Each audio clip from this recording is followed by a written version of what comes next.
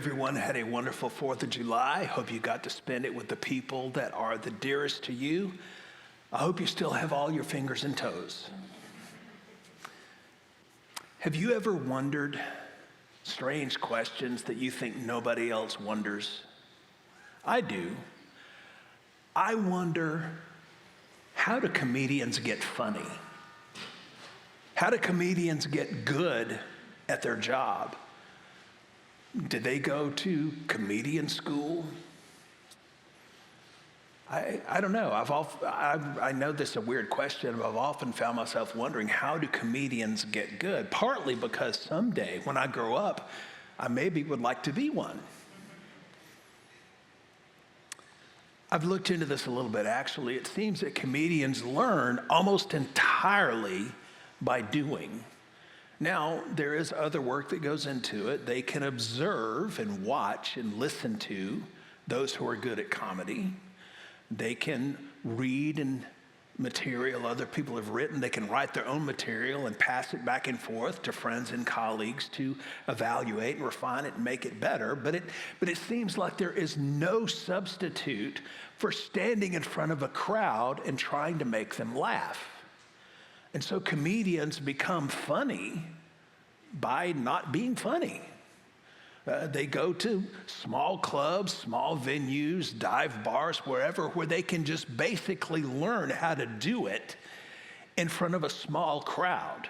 And by the time they become famous, by the time they become the kind of people that you would spend money to buy a ticket to go see, they've already worked all of that stuff out. And they've become good at their craft. I mean, nobody spends a lot of money to go see a bad comedian. Am I right? I mean, nobody does that. By the time they get good, they've worked all that stuff out. Well, I think about that because the same sort of thing is true for preachers. Being a pastor is something that you learn mostly by doing. Now, it's not quite that simple. It's not like the bishop comes along and grabs you by the throat, a coat, grabs you by the coat. Sometimes they grab you by the throat, but that's different. Grabs you by the coat and throws you to a church and says, good luck, may the odds be ever in your favor. There's more to it than that. There's schooling you go through. There's a ton of stuff you have to read and write, and you get evaluated by other pastors. You get evaluated by psychologists. I mean, there's all kinds of stuff that you have to do, at least in our tradition, to become a pastor. But yet there is no substitute for standing in front of a congregation and prayerfully trying to share what you believe God has laid on your heart to share. And you just work it out by doing. And it takes experience and it takes time. And just like it takes comedians time with real people to work it out and become reasonably good at what they do, it's the same thing with pastors. When you're first getting started, things can be kind of rough. I remember my very first sermon ever. Well, let me clarify. I don't remember the content of my first sermon. I remember the experience of my first sermon, and it was not a good experience. It was not good for the listeners. It was not good for me. I mean, don't get me wrong. I had done the work. I had studied. I had read. I had prayed. I had really tried to prepare. And man, I really, really prayed. I really prayed that God would help me through it. And then during it, I prayed that God would bring an earthquake and split the floor and swallow me. And afterward, I prayed that God would let me do anything else. I got 1 yes and 2 no's. God said yes to getting me through it, no to the new job, and no to the earthquake.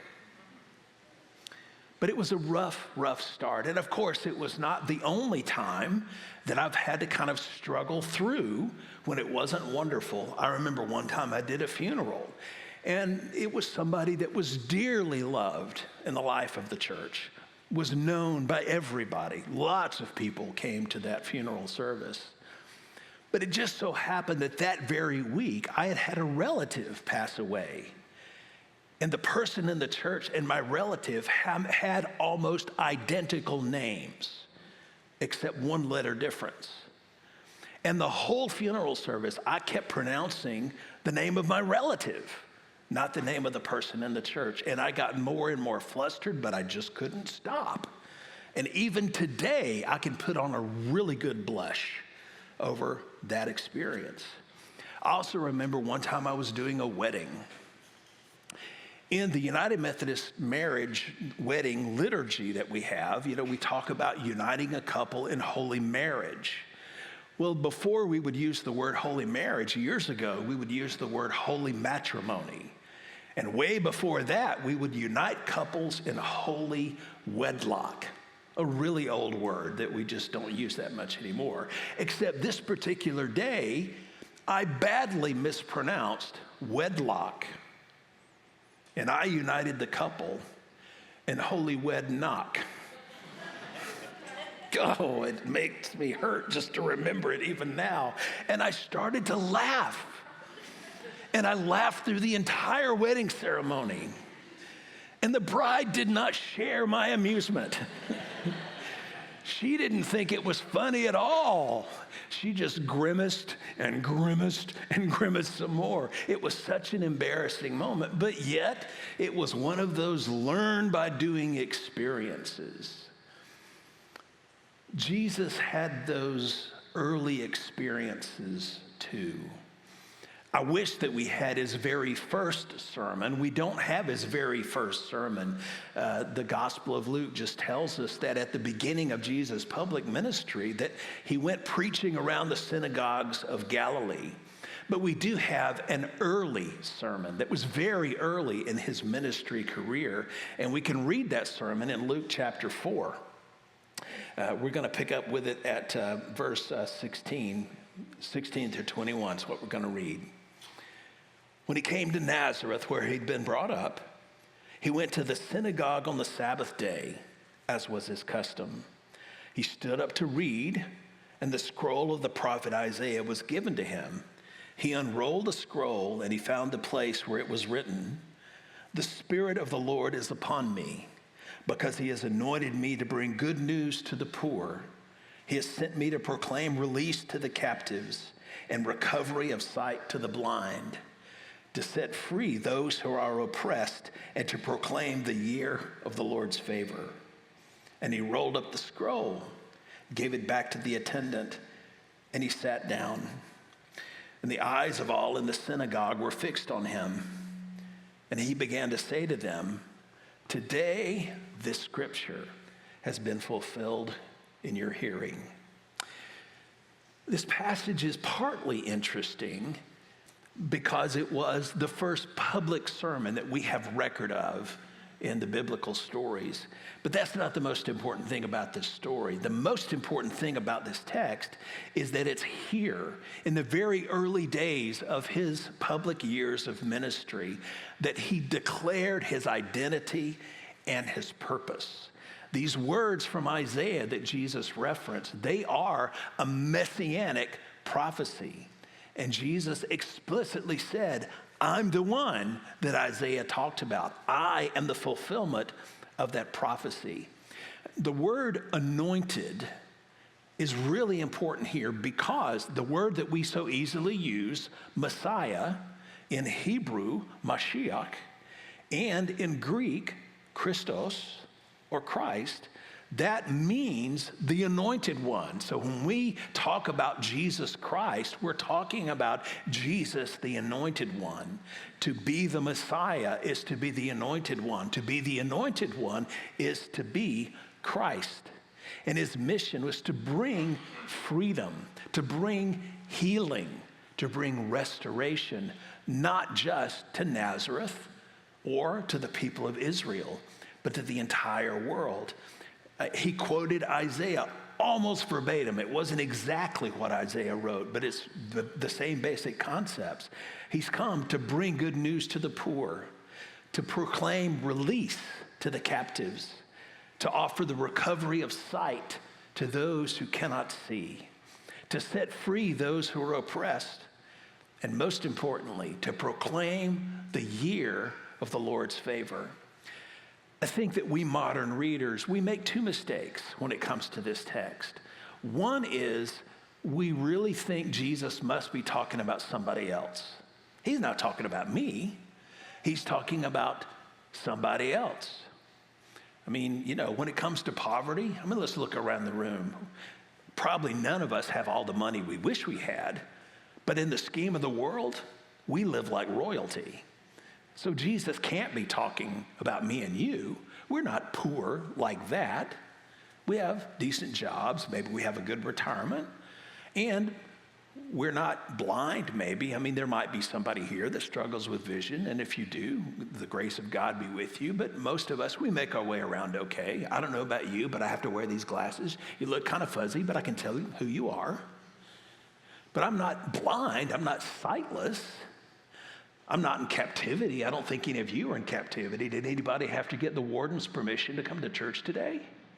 I don't see any hands, so I think we all came here because we wanted to, and the way our lives go, we generally go where we want to go, when we want to go there. Maybe we consider ourselves oppressed, maybe we're not, but Jesus has to be talking to somebody else, right? He's not talking to me. He's not talking about me. But I think Jesus is very much talking about me and about you. He's talking to me and to you, not just to those people that heard him speak that day. Another mistake that we modern readers make about this text is that we get divided up about whether Jesus is speaking from a spiritual, metaphysical kind of perspective, or is Jesus speaking from a practical point of view. Is Jesus talking about spiritual poverty? Is Jesus talking about freedom from sin?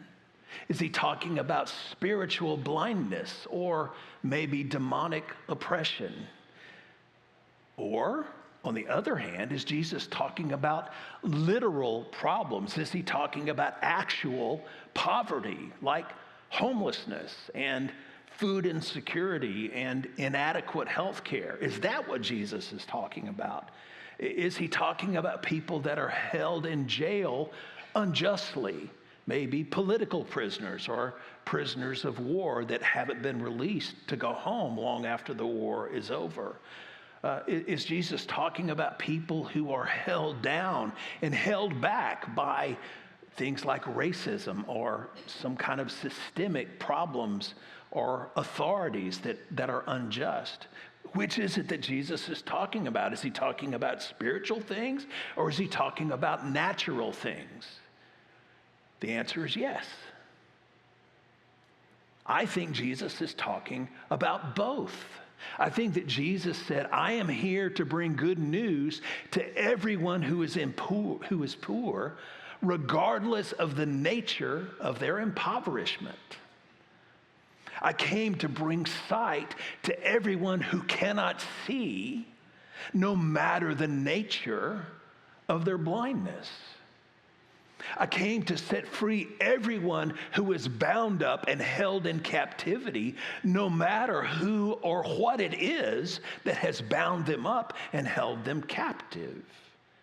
I don't think we can sort out which one Jesus was talking about, and therefore he cannot be talking about the other. I think that Jesus was talking about everything that binds up and keeps human beings that God loves from living the life that God created us to live. Wherever people are poor, Jesus has something to say. Wherever and however people cannot see, Jesus has something he wants to offer. Wherever or however people are oppressed, are held captive, or are not living a free and full and abundant life in any terms, Jesus has a message for that. Jesus was sent to proclaim the year of the Lord's favor. That doesn't have the resonance for us that it should, but that phrase had a ton of resonance for the hearers in that synagogue in Nazareth that day. The year of the Lord's favor is deeply rooted in the history of the Hebrew people. It goes all the way back to the year of Jubilee, that we read about in Leviticus 25. So we're talking centuries upon centuries of a cultural memory that is tied to that phrase. There were three significant things that happened in the Jubilee year. The Jubilee year came around every 50 years. So it's a long period of time, but every 50 years during the Jubilee year, slaves would be set free. Every Israelite who found themselves in slavery for whatever reason, they would be released. They would become independent citizens again. Not somebody's employee, not somebody's property. They were able to be full and free members of the society again. The second thing was that property that had been sold would be returned to the original owners. So it didn't matter if a plot of land had been sold once or twice or 10 times. Ownership of that property went all the way back to the original owners as of the last Jubilee year. And the land itself was allowed to rest. There was no agricultural work. There was no farming. There was no pruning. There was no plowing. There was no planting. Everything was allowed to rest so that the people would literally exercise their faith and rely completely on God's provision rather than using their talents and their strength to provide for themselves. The release of slaves, the return of property, and the rest of the land. That was the Jubilee year. It was not just an experiment, it was an effort to be an economic and social reset so that everyone could have a fresh beginning. That was the year of Jubilee. But that phrase also appears in Isaiah's prophecy that Jesus wrote, the year of the Lord's favor. When Isaiah spoke that to the people, it was a message of hope.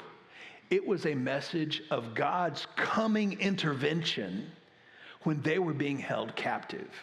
In the year 586 BC, the people of Israel were taken captive by King Nebuchadnezzar II and the Babylonian army. They were taken away as prisoners and stayed held captive for 70 years. Jerusalem was destroyed. The temple was destroyed.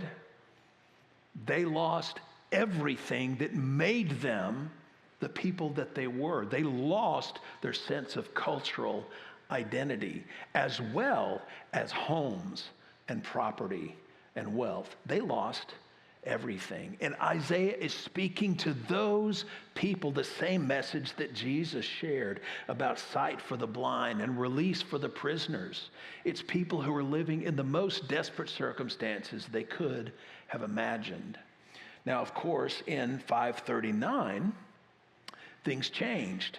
That Babylonian captivity came to an end when the Babylonians were conquered by the Persians and their ruler, Cyrus the Great. And Cyrus gave the Hebrew people permission to go back to their homeland, to rebuild their cities, to rebuild Jerusalem, to rebuild the temple. And if you want to read about that more, you can read about it in the books of Ezra and Nehemiah. Those books are all about that return and the rebuilding. But when Jesus referenced that text, that prophecy from Isaiah, the year of the Lord's favor, he was saying to the people that was not just a historical event. This is a present reality for the here and now.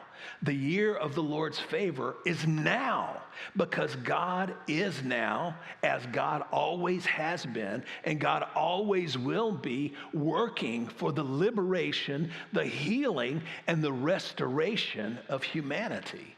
That's always been God's purpose. It's not a one-time event in history. It's not tied to the year 539 BCE. It is a timeless, ever-present reality, and I'm here with you now to bring it to pass.